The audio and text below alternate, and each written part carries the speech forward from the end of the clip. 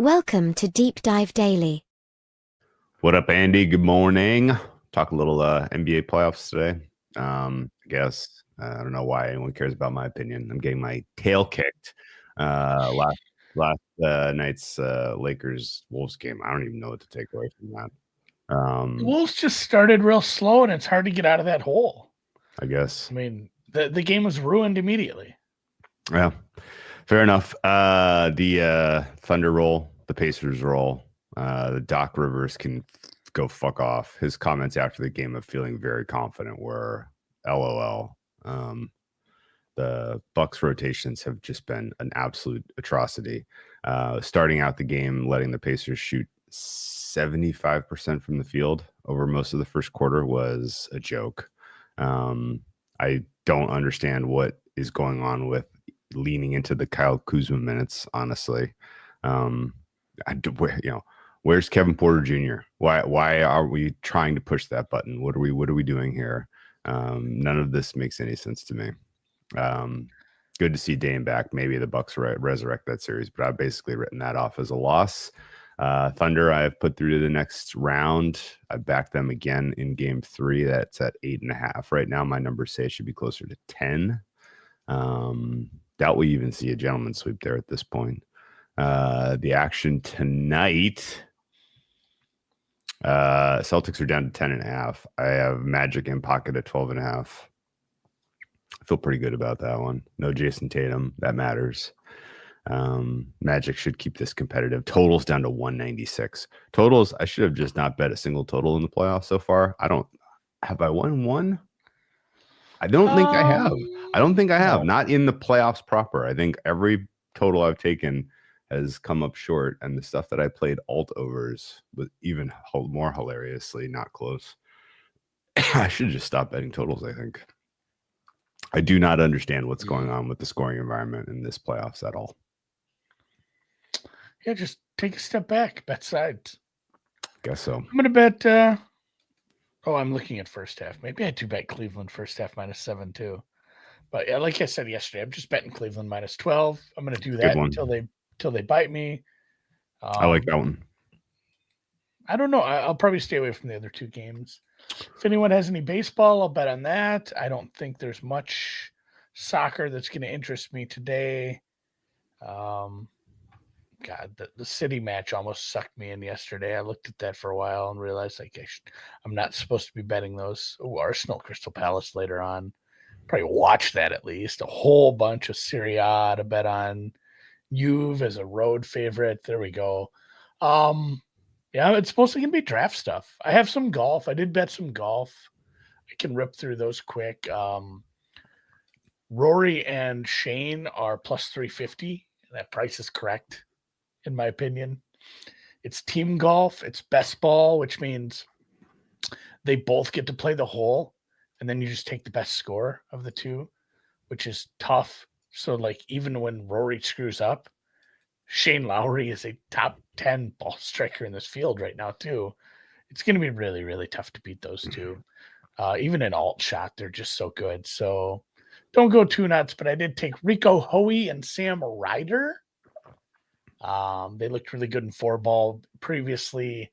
It's kind of a complementary team. I looked at, strong ball strikers and complementary teams. Hoey's a good approach player. Ryder's, short game guy, putting in around the green. I played Smalley and Bramlett, 65-1. That's another one, a little better off the tee. I think they can take advantage of the par fives a little more. Where was it? Bramlett wasn't here last year, but he played really well in 2023 with Brandon Wu. And then my long bomb, Bo Hostler, playing with new partner, Andrew Putnam. I don't know where Drew's signal went. Putnam's short game guy, obviously. Hostler played with Drew just texted me. My shit is totally frozen. I don't know if he's in the Arctic or what. Either way, Hostler played with Wyndham Clark previously. They got in the mix a couple years back. They probably could have, should have, would have won this. They shot a 71 on Sunday, still ended up in third place. So Hostler's played well here before, and Putnam's a better short game guy. I like that combination too. They're 92-1. I got all those numbers. Drew's like, I can hear you, but I have nothing else. Can I'm you reading. hear me? I can hear you. All right, so my audio is right, but my video is totally fucked. Okay, great. Yeah, I just can't see you, which is fine for the podcast crowd. Either way, those are the 3 golf bets I made. I talked about the Pope guy earlier on the MGM show. A good friend of ours said that a long shot that he liked was that Jean-Marc guy. So I trust him, French guy. I think it's up at a couple places. Bookmaker doesn't have Popes up anymore. They took it down after a day or two. Not every book has every person listed. I ended up putting a little bit on him at BetOnline. Our guy John the 24th. Jean, I don't even know his last name. Is Jean-Marc? Andre, yeah, Jean-Marc Aveline. Aveline, yeah. So, just fingers crossed that the conclave does the right thing. A nice long shot from our do the right thing. buddy over there. Don't tack in the conservative direction. Pope Francis would have wanted Jean-Marc Aveline. This is what he would have wanted. His dying wish. That's right. He said it multiple times. He should be succeeded by John the 24th. And of course, Jean-Marc Aveline, we know will be John the 24th because he's got the round face that looks so much like John the 23rd. Does bear a striking resemblance. Oh, striking. All right. I don't have much else for NBA other than I guess I'll just rip through what I played. I played Rockets. Their backs are against the wall. I think they get it done. We'll see. I am with you on Cavs. I played Magic 10.5. I still think that's value. For tomorrow, I have Thunder in pocket at 8.5. I have Knicks at plus the 1.5 points. I don't know why the Knicks are dogs all of a sudden. And I'm going to take shoot for some middle on Nuggets Clippers. As I hope the Clippers win, but not by more than 5. All right. I need some breaks to go my way in the NBA. I'm having this bad run. I think you're due. I think I'm parlaying those. All right. Let's comment real quick on just sort of the morning intel. Yeah, I did start Reacher. Oh, good. Did you start with season 1? Well, yeah. It's insane, but enjoyable. Was that fair? I'm trying to think like who he reminds me of as far as like a detective. Oh, it's sure. like it's not Monk, because Monk has his stuff, but it's somebody like that who just like sees all the details, you know? It's like, who's the guy, Peter Falk? You always had one more question. Matlock? No, not Matlock. That's Andy Griffith. Columbo. Columbo. It's like if Columbo's brain got put in the body from Young Frankenstein. Okay. I like it. It's just like, what if we make this huge guy, and they've done this trope a million times where he's like, hey, he's an elite fighter and he can beat anybody up. But also he's Benoit Blanc too. He's basically just, this super detective. Yeah. Like, let's give him all the superpowers and then just let him run around. And then you got the cute girl cop that he likes. I'm only a couple episodes in, so don't spoil anything. But yeah, it's getting wild down there in Georgia. It's a nice one to just turn your brain off a little. The other end, are you following live with The Last of Us?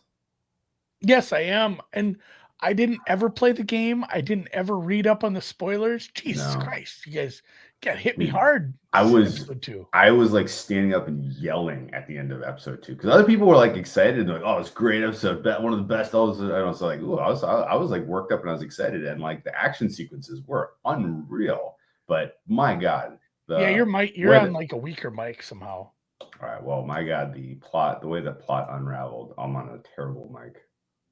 I don't know what's going on with my tech today. Oh, there we go. Thanks, Showtime. What's going on with my tech today? But the way that the plot unraveled in episode 2 made me. I was screaming. I was like, "This person's useless. You bring nothing to the table. How could I was so mad. As the opposite of Reacher, which is everything is very plot satisfying, everything that they do is very satisfying. Anyway, it's fun not knowing though. It's like the opposite of. I jumped into Game of Thrones like when 3 seasons were already out. Yeah, and I had read all the books. Yeah, So until you get to like season whatever 5 or whenever they start making shit up, like what's coming. Yeah. It's still, there's still some like oh shit moments, but like about the red wedding, about Sure. the beheading in the first season, like all the grisly deaths that are coming, and it kind of takes away from it. So I love that I never played this game. Okay. I'll play Speaking Breath of of the Wild, man. Speaking of unsatisfying, the resolution to season 3 of White Lotus. Do you have any thoughts? I mean, it was the weakest season. It was a thinker. I didn't hate it as much as some people hated it. Obviously, I think my biggest takeaway was the lack of a strong employee character. And I know you have Belinda back as that, but what made season 1, I think, was Murray. Sure. Like Murray as the hotel, and then Valentina. I can't think of the Italian girl's name.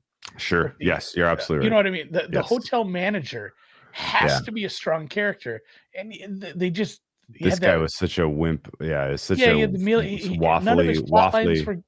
none of his plot lines mattered. None of them were good. None of them were really followed through on. Yeah, that's what was missing.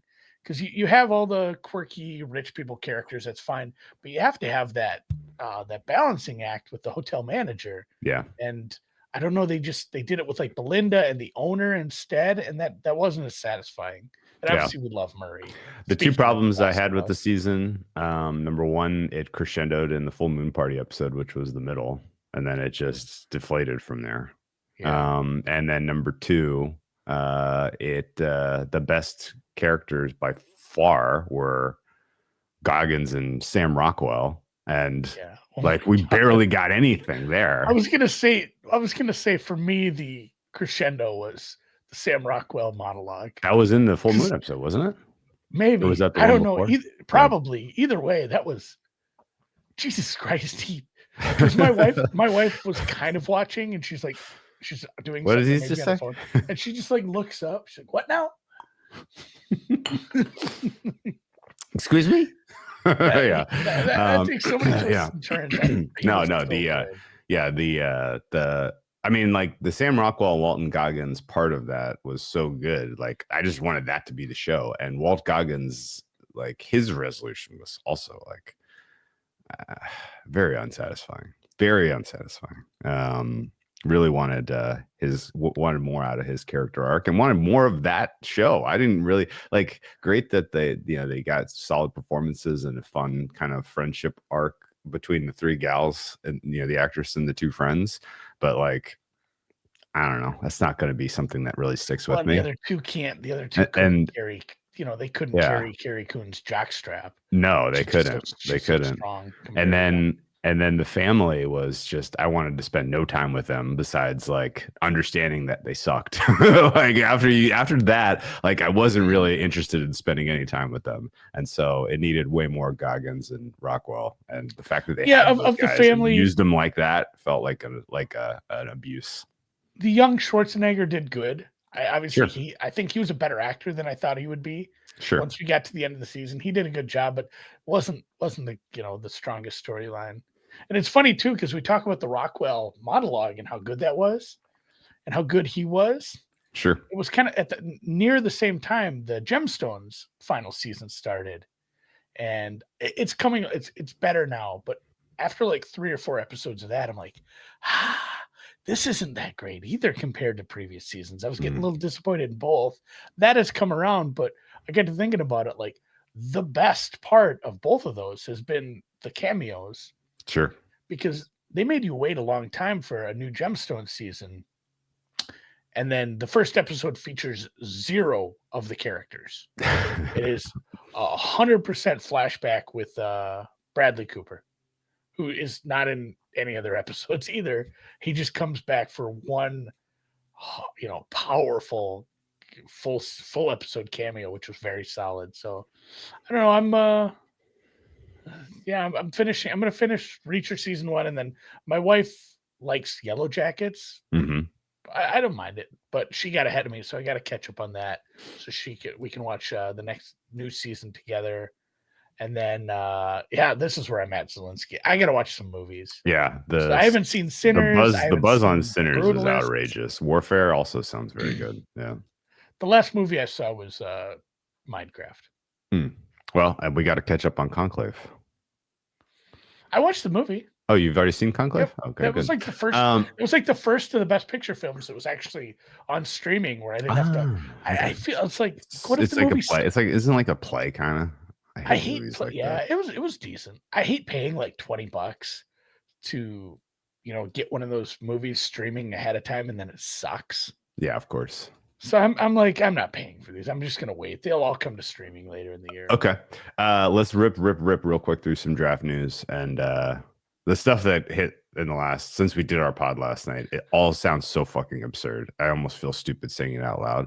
But I want to point out that the Saints being connected to now two wicked random offensive linemen to me says the Saints may be just in the offensive line business and that they expect that the 3 tackles are going to be gone. Is that a fair read on your part? No, I think half. I don't think second part's true. I don't think they expect all 3 to be gone. I think they probably are hoping there's a decent chance that they can still get Banks there. Okay. It sounds like the Genti to the Jacksonville Jaguars at 5 is just firm as hell. Do you agree with that? I'm not. No, I don't. You think it's still? You think that's still potentially FUD? Yeah, I still think that's trade bait. Okay. I don't. I'm not saying this isn't going to happen. I just don't think it's like this is a firm take. I think it's so rooted in making the Bears want to do something that it's still probably, it could be Graham, it could be they could take Walker for all we know. I really think the Jags are way more wild card than we think. Okay.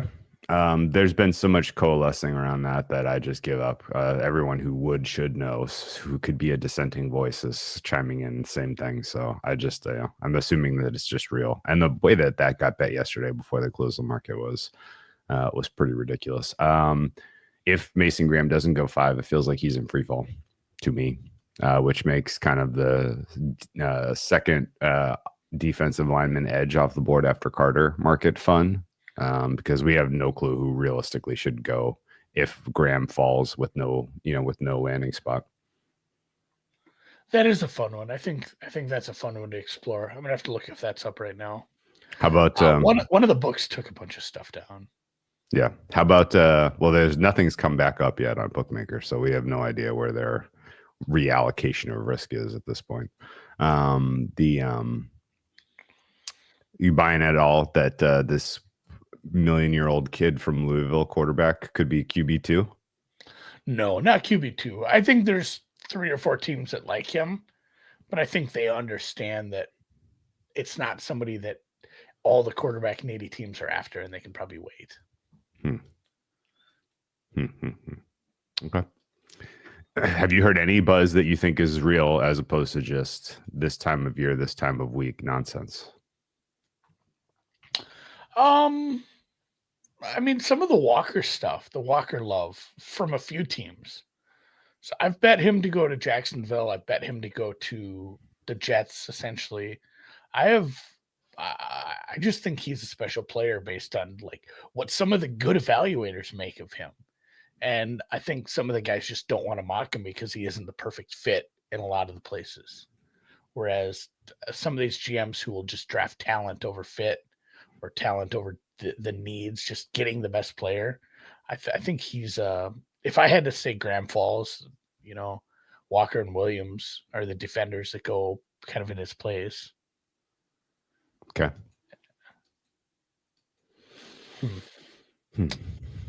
You gonna make any bets today, or any bets on the draft? I bet Tet McMillan to go to the Jets at 40-1 this morning with Sammy on air. I said, you know what, really? I kind of like this, and then I bet it. The Jets have zero information out. Nobody's gotten any news from them. I think your process is right, which is if you're making any bets that aren't in the 40-1 range, you're doing something wrong. Yeah, just make big number bets. They should be everything should be double digits right now. On these teams that have no news, they have new GMs, they have no history. He's a perfect fit there, obviously, and we don't know if the Jets are one of these roughly 10 teams that think he's a very high talent. We also haven't had a 40 draft. to 1's too big. We also haven't had a draft like this in a while. Like one where pick 4 through 40 is flat, right? Like this, I'm very prepared to be like, I thought we had a pretty good idea who the top 10 were. We did not expect him, and him, right? Like that's kind of where my head is right now. So I'm prepared to be shocked. And I have very little one question for you. So Yeah. let's say Shedeur Sanders, they're saying this guy didn't interview well. Nobody really dug him. I've heard, this is all really reported in real time. But go ahead. Let's say the Steelers, the teams that need quarterbacks, Steelers, Browns, Giants, Saints, Rams, let's say they're out on him. Yeah. Those teams are grabbing Dart, they're grabbing Milroe, Louisville kid, maybe just passing on it altogether. Maybe they're going and acquiring Kirk Cousins or Aaron Rodgers at this point. Those teams are out in this hypothetical. Shedeur Sanders will still get drafted. I mean, maybe it's day 2. Yeah.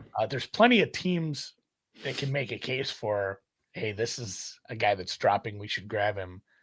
That's something I'm wondering if we should grab a big number on. Does he even go in round 3? Yeah. Seattle. Does he even go in round 2 is up in my mind. Like I don't. Yeah, like, but I mean, essentially, either way, he's free falling to day 2. We've wiped out those teams. Is there a number or a team that probably has a big number that you would say like, hey, this is a team that could snag him? Because like I looked at Seattle, they're like 30, 33 to 1.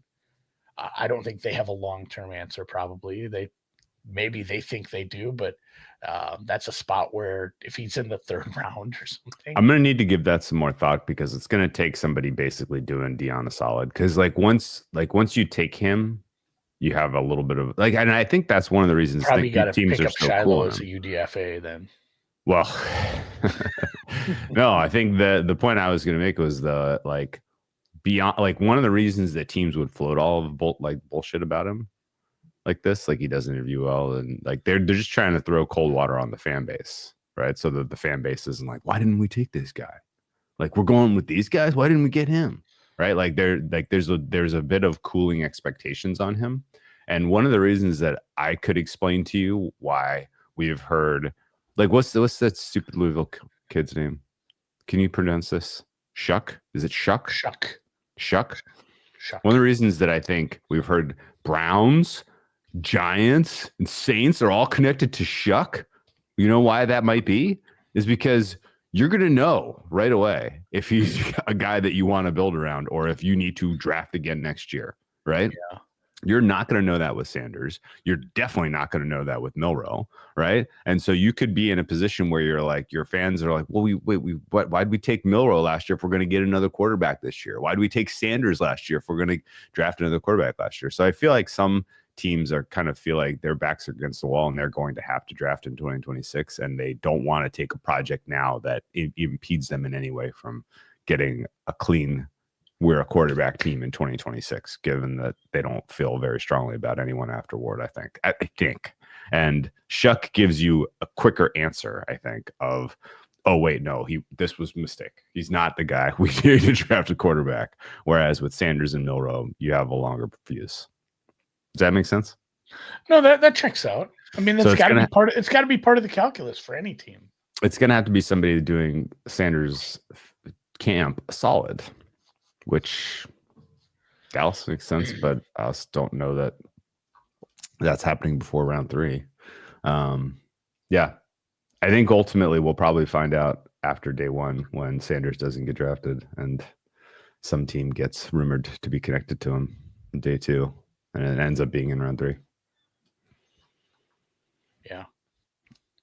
Anyway. Yeah, I feel like there's a team in there. I just can't pick out who it is. And maybe it is the Raiders later on. It's a team with a very stable, no one's getting fired in the front office kind of a vibe. Yeah, they're not a huge number. It's only $750 to draft Sanders. They're the 5th favorite, but I do like that they list Los Angeles Ram. No S on that. That makes me. The Rams is funny because, as we said yesterday, they don't have a pick until No, 3. So